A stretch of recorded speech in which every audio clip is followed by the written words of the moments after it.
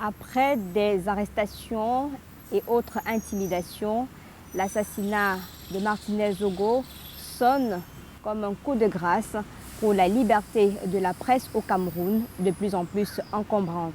Mesdames, Messieurs, bonsoir et bienvenue à cette édition spéciale consacrée à l'hommage rendu au journaliste Martinez Zogo, assassiné, dont le corps a été retrouvé quelques jours après sa disparition de mardi 17 janvier. Aujourd'hui, l'invité de la semaine reçoit pour sa sortie spéciale hommage le président de l'association Afrique sans sang.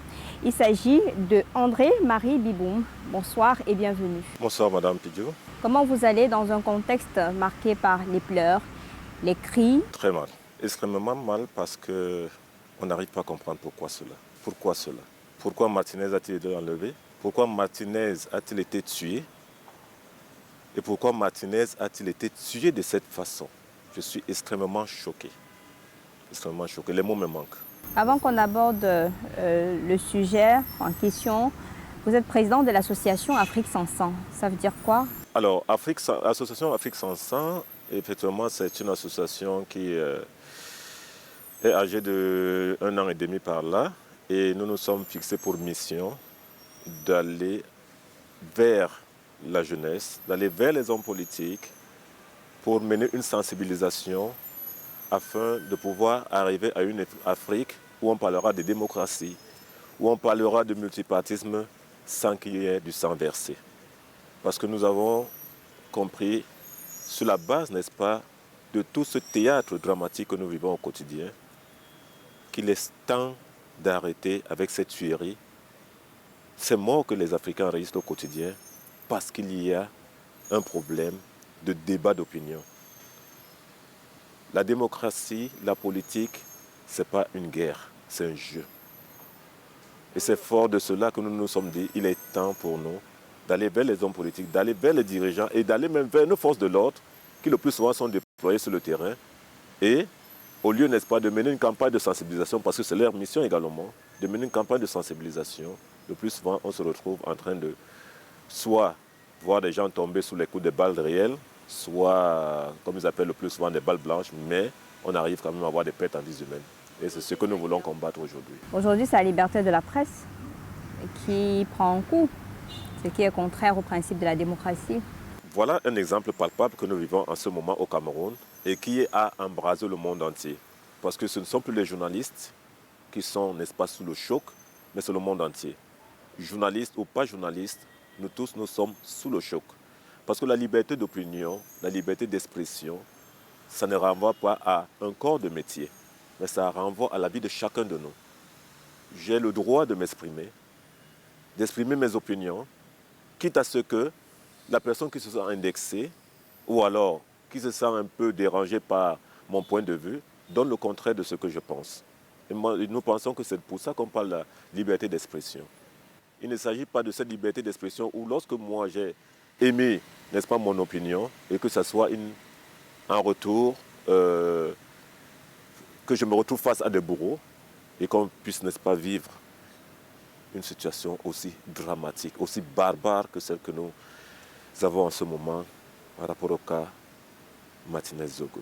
Je rappelle que Martinez Zogo était présentateur d'un programme très populaire du côté de Yaoundé appelé Embouteillage sur Amplitude FM à Yaoundé. Il s'est attaqué à certains grands dossiers de la République, notamment la consommation des lignes 94 et autres. Et mardi, on a annoncé son kidnapping. Dimanche matin, on s'est réveillé avec le corps de Martinez complètement amoché.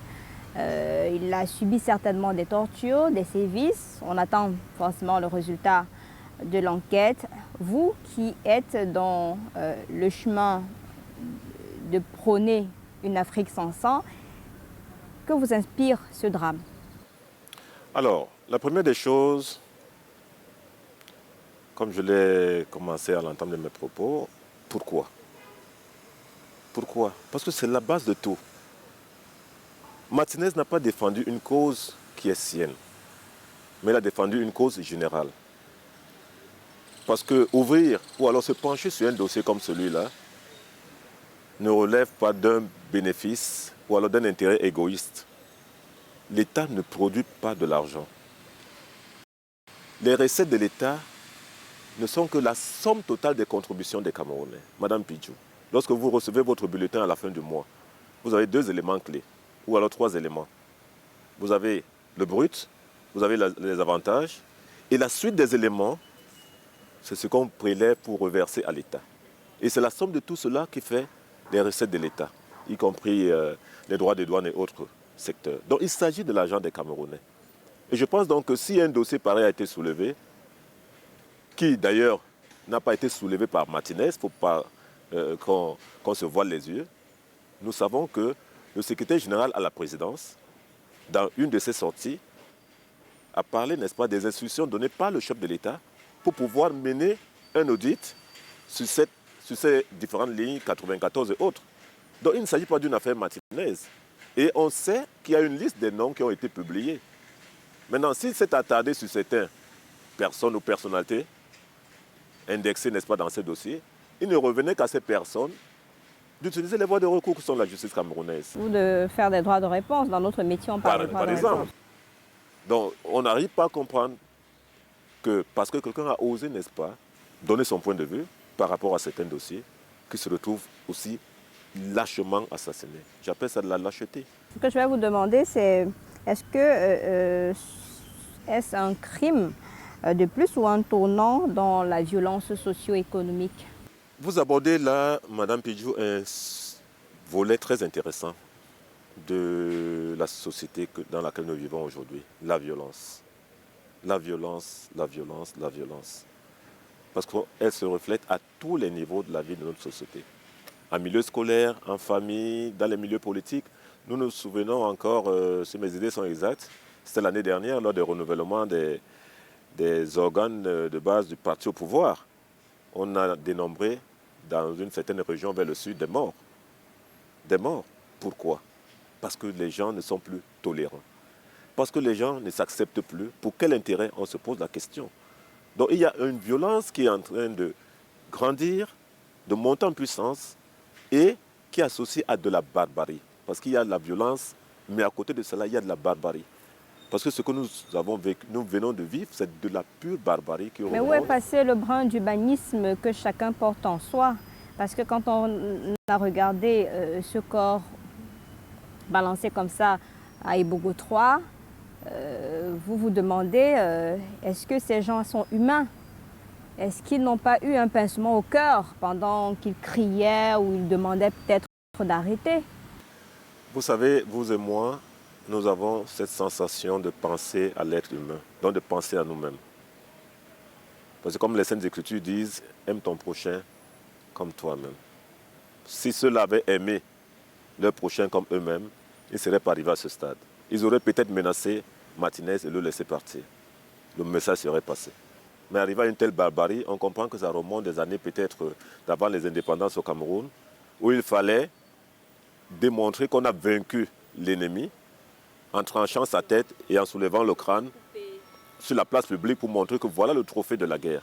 Je crois que c'est le message qu'ils ont voulu passer, mais j'avoue qu'ils n'ont pas tué Martinez. Ils se sont tués eux-mêmes. Parce que Martinez a laissé une pensée. Martinez a laissé les disciples. Et ces disciples aujourd'hui, c'est le Camerounais lambda, c'est le monde entier qui réclame que justice soit faite. Voilà les disciples désormais de Martinez. Vous y croyez, vous, en une justice? Après tout ce qui s'est passé, après les antécédents qu'on a déjà vécus dans notre pays, vous y croyez? Je continuerai à croire à la justice camerounaise. Malgré le fait que par moments, nous vivons des cas où les enquêtes n'ont jamais été rendues publiques. Mais je continue à croire que, une fois de plus, le chef de l'État, que je connais d'ailleurs très chrétien, ne laissera pas passer cette affaire de façon banale. Justement, on se pose des questions. Jusqu'à présent, on ne sait pas où est-ce qu'on en est avec ce qui se passe là. Il n'y a aucune sortie du procureur de la République. Les gens réclament de savoir exactement ce qui s'est passé, mais on a l'impression que ce n'est pas le dada des personnes en face. Non, je pense que le Cameroun a sa spécificité. Ce n'est pas le premier crime qui a eu à être enregistrés dans notre pays où on n'a jamais vu les sorties des procureurs. Peut-être c'est la méthode à la camerounaise. Ça a toujours été le ministre de la Communication et on se demande quel est finalement le rôle du procureur au Cameroun. Je peux ouvrir une petite fenêtre parce que il me souvient l'arrestation de Maître Ndoki. Ce n'était pas le gouvernement qui avait instruit son arrestation, c'est le procureur de la République et qui avait fait la sortie. Et on se demande donc pourquoi, pour les affaires politiques, on peut voir un procureur se mettre devant la scène et pour un assassinat comme celui-ci, c'est mieux. Cependant, je me dis aussi que la justice a son temps. Vous savez, en matière d'investigation, il y a d'abord les premiers éléments qu'on appelle les suspects, qui ne sont pas automatiquement les coupables. Parce qu'aujourd'hui, ça va dans tous les sens. Et Oui, mais on s'attendait à ce que on ne va pas vous dire... il y a des personnes mises en examen. Voilà, on ne va pas vous dire aujourd'hui, c'est vrai, les méthodes modernes voudraient que les premiers suspects soient mis en examen, parce que c'est ça en matière d'investigation, ou même qu'ils soient entendus.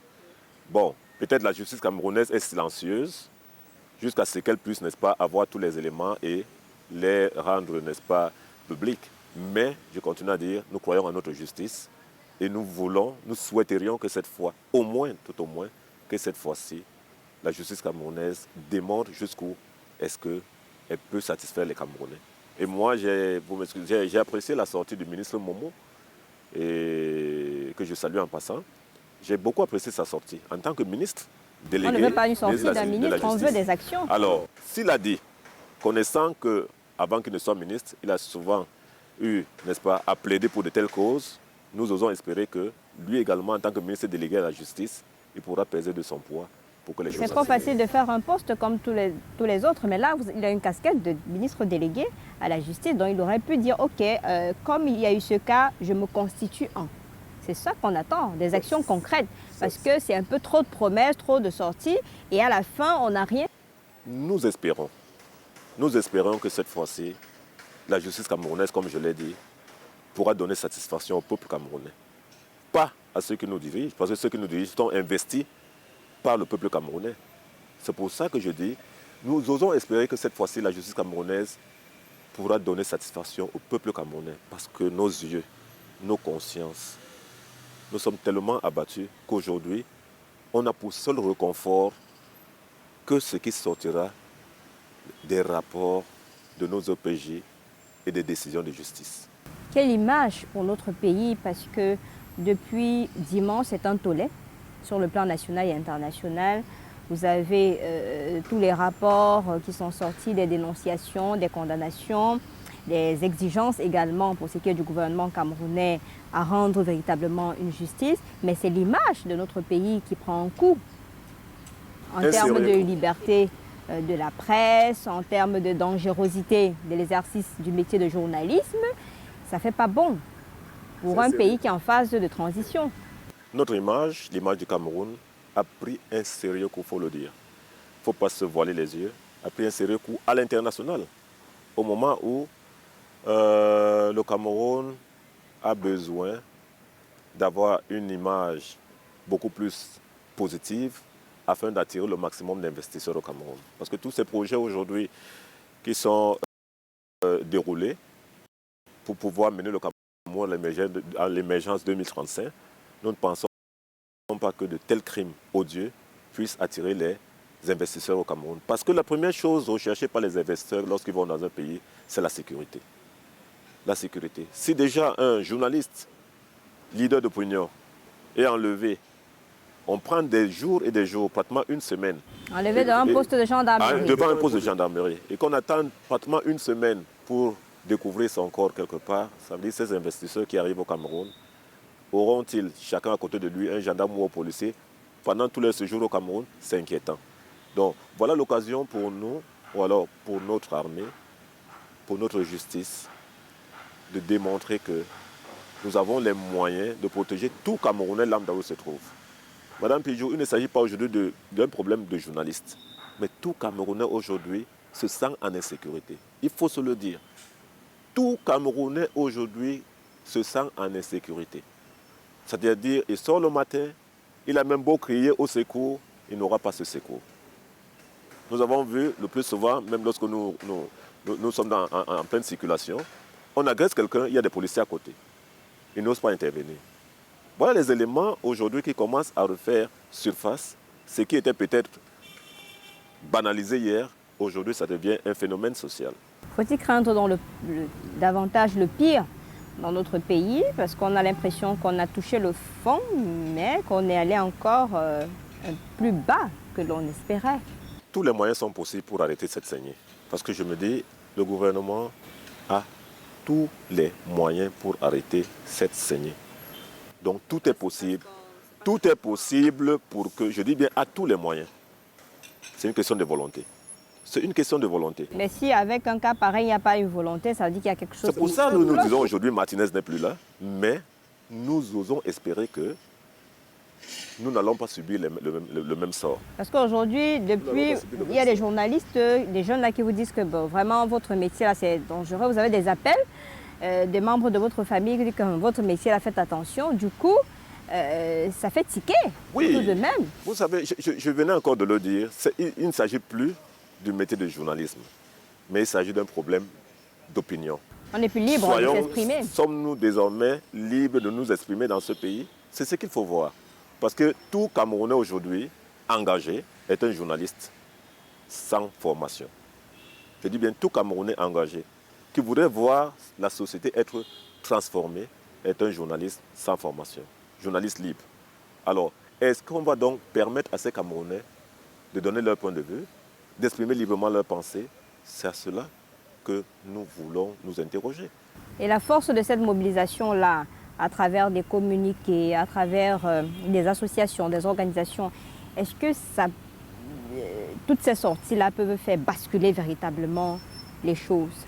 Naturellement, parce qu'on a vu des cas où on s'est indigné, on a fait des posts, on a fait des communiqués, mais la semaine d'après, on passe carrément à autre chose. Comment inverser la tendance pour qu'avec le cas Martinez-Zogo, que ça soit plus pareil? Déjà, la locomotive, dans une pareille situation, c'est la coopération. Les journalistes devraient, c'est vrai, aujourd'hui, on a dit tout le monde est en noir, vous voyez, moi je suis en deux tons. J'ai le ton sombre de noir pour être solidaire, n'est-ce pas, à ce corps de métier. Et j'ai mis une tenue un peu claire pour montrer que nous sommes capables de voir les choses autrement et de créer une nouvelle société. Donc, je pense que si aujourd'hui, comme je le dis, le gouvernement, parce qu'il a tous les moyens, il a toutes les forces de l'élite, il a tous comment on appelle ça, les réseaux de renseignement. Si le gouvernement décide aujourd'hui de mettre fin à cela, il n'y a que le chef de l'État.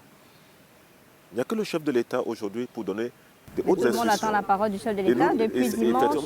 Je pense que, connaissant notre chef de l'État, il est très muet en matière de sortie médiatique, mais efficace en matière d'instruction.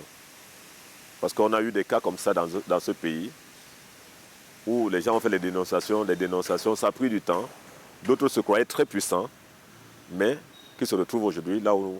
Vous y croyez-vous aux instructions à un moment où on vous parle de guerre de clans et que le décès de Martinez-Zogo pourrait se positionner à ce volet de guerre de clans? Vous savez, à ce moment-là, est-ce que les instructions pourraient donner quelque chose? Je ne voudrais pas tellement m'orienter vers ce volet politique parce que quand on parle de guerre de clans, il faut avoir des éléments pour pouvoir soutenir ce qu'on voudrait dire. Alors, ce qui ressort aujourd'hui,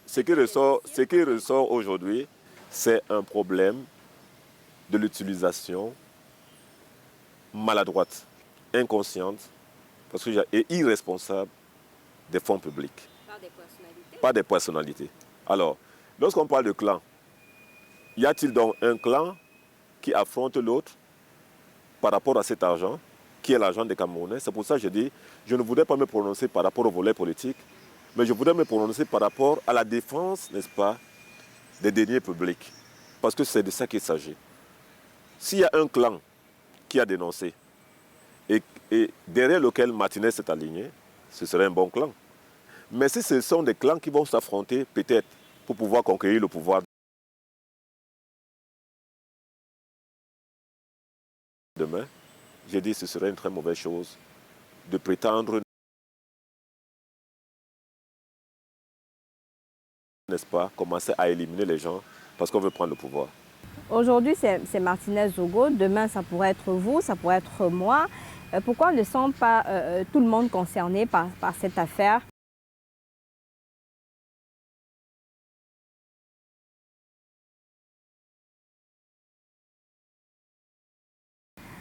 Pourtant, en réalité, les journalistes, ce sont des personnes qui, lorsqu'il y a un problème,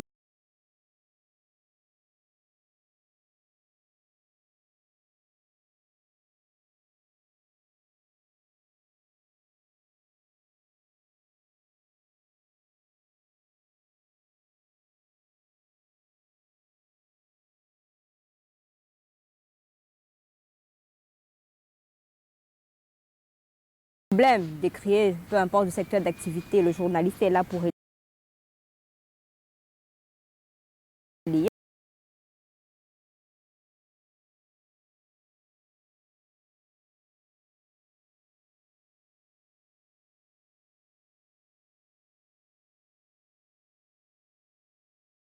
Mais voici un cas où un journaliste a été froidement assassiné, jeté au chien, et on ne sent pas une mobilisation de tous les secteurs d'activité.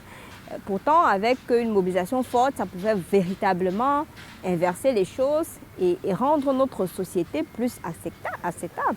Oui, c'est vrai que nous aurions souhaité voir une forte mobilisation, mais le plus souvent, je dis, faisons attention à la grande muette. La grande muette, c'est celle qui ne s'exprime pas, mais la grande muette est celle également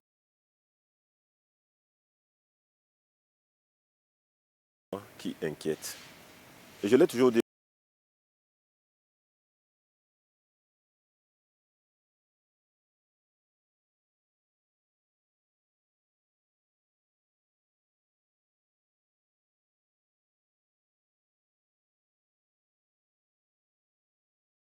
dans notre pays, on a l'impression qu'il y en a qui sont plus forts que cette grande muette-là. Je vais vous prendre le cas,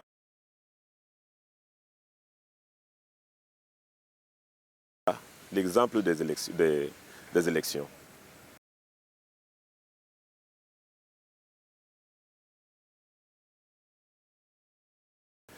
Alors, lorsque vous voyez les derniers chiffres, les dernières consultations, Eliakam nous a fait part des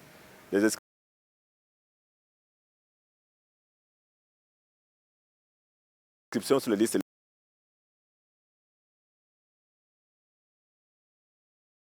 électorales.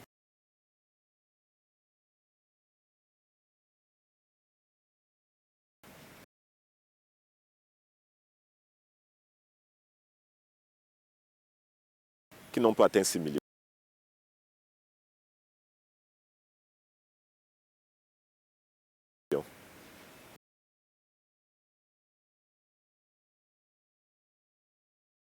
Face à une population qui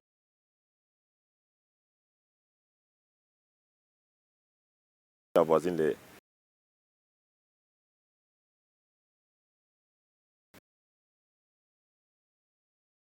30 millions. Qui n'ont pas atteint. Alors si vous prenez qui n'ont pas atteint 6 millions. 6 millions de millions. Face à une Camerounais qui se sont face à une population qui avoisine les inscrits sur les listes électorales, qui avoisine les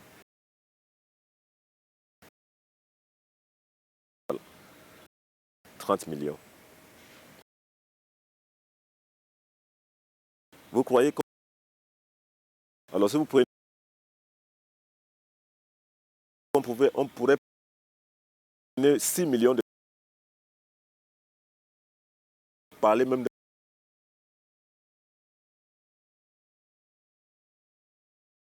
d'un parti fort dans ce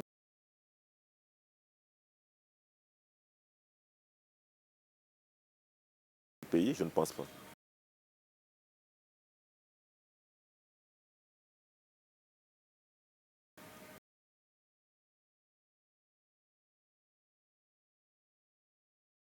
C'est ça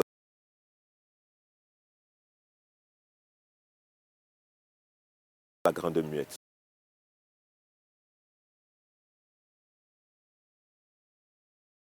Que pense la Grande Muette dans ses souffrances, dans sa misère au quotidien? Elle ne s'exprime pas, mais elle est mal. Et j'ai peur que cette Grande Muette se lève un matin contre toute attente. En 2008, personne ne s'attendait. Personne ne s'attendait à ce soulèvement populaire. Donc c'est là la Grande Muette. Un matin, elle peut exploser. Aujourd'hui, que peut faire donc le gouvernement pour rendre justice, pour permettre aux Camerounais de faire encore confiance en cette justice-là et de savoir que Martinez n'est pas mort pour rien et que son assassinat, c'était un coup de grâce pour véritablement faire éclore cette liberté de la presse dont on prône, dont on parle tant dans notre pays. Le gouvernement a tous les moyens. Vous savez, Action concrète. action concrète aujourd'hui, nous attendons surtout la sortie du Père de la Nation. Ça va reconforter au maximum nos cœurs. Nos cœurs, nous les Camerounais, nous tous les Camerounais sont maîtrisés par cette affaire. Nous attendons tout au moins un mot du Père de la Nation. Pas sous d'autres cieux, nous l'avons régulièrement vu. On aurait même souhaité voir le Premier ministre se déporter, soit à la résidence, n'est-ce pas, du défunt, soit à Amplitude FM. On aurait souhaité voir cela, comme sous d'autres cieux. Ça aurait encore reconforté, n'est-ce pas, ou le RGPR, parce qu'on sait qu'il est proche du chef de l'État, et qu'il soit porteur du message de condoléances du chef de l'État. Donc ça devrait encore nous reconforter dans notre logique de voir la justice, n'est-ce pas, prendre les devants de la scène. Mais je dis, ne perdons pas espoir. On vient de découvrir le corps de Martinez. On voit tout le balai qui se fait. Le temps de la justice, mais pourvu que ce temps de la justice On va vous dire que c'est du ne folklore. soit pas un temps qui va nous endormir. Mais André, on va vous dire que c'est du folklore. Non, c'est pour cela que je dis, on a été habitués. On a encore les tristes souvenirs de Monseigneur Bala et tous les autres. On a le président de la République avait instruit les enquêtes qui ont été ouvertes. On n'a jamais eu la suite. On ose espérer que cette fois-ci.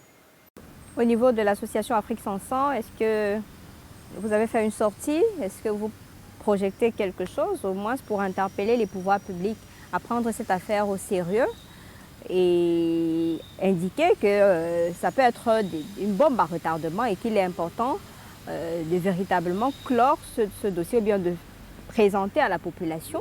Nous communiquons beaucoup dans ce sens. Depuis la mort de Martinez, nous communiquons beaucoup dans ce sens. Et je profite d'ailleurs de votre plateau pour continuer, n'est-ce pas, à interpeller les consciences. Parce que ceux qui ont assassiné Martinez, comme je l'ai dit, ils l'ont fait de façon irresponsable. Je continue à dire de façon irresponsable. On pouvait éviter cela. Nous ne sommes pas dans On n'avait pas besoin de ça. On n'avait pas besoin de ça. C'est de la barbarie. Nous sommes dans un pays et ceux qui l'ont assassiné certainement me regardent. Mais je dis, mais leur seul et unique juge, c'est leur conscience. Leur propre conscience. Parce que l'acte qu'ils ont posé les suivra toute leur vie.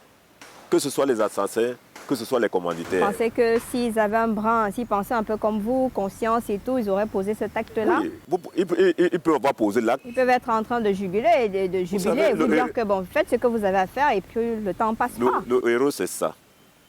Celui qui se dit héros, parce qu'il vient de mettre fin à la vie d'un être humain, il se dit héros.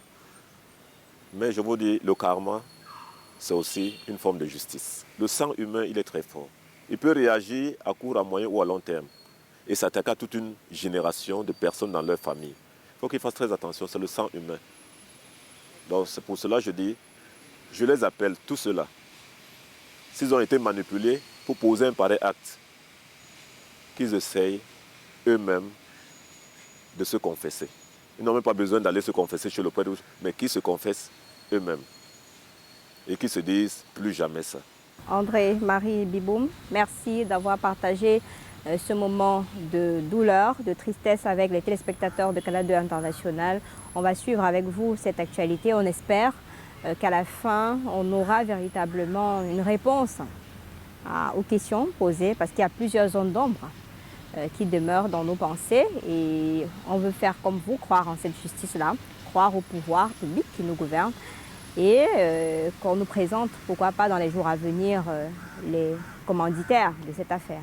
C'est nous qui vous disons merci pour cette occasion que vous nous avez offerte de nous exprimer à travers votre plateau. Et nous sommes reconnaissants pour tout ce que Canal 2 et son top management font pour, n'est-ce pas, l'information au Cameroun et même à l'international. L'équipe de l'invité de la semaine adresse ses sincères condoléances à la famille de notre confrère Martinez Zogo, notre soutien permanent à toute l'équipe de Amplitude FM du côté de Yaoundé. Puissiez-vous trouver la paix, le réconfort auprès de celui qui est au-dessus, l'être suprême, auprès de Dieu. Nous n'avons que cette manière à nous de vous témoigner notre réconfort, notre soutien. Donc recevez nos sincères condoléances et notre soutien. Mesdames, Messieurs, merci d'avoir regardé l'invité de la semaine consacré à l'hommage rendu à Martinez Zogo sur les antennes de Canal 2 International. Je vous reviendrai la semaine prochaine avec un autre invité, une autre thématique qu'on espère un peu plus gai que celui d'aujourd'hui. Bonsoir.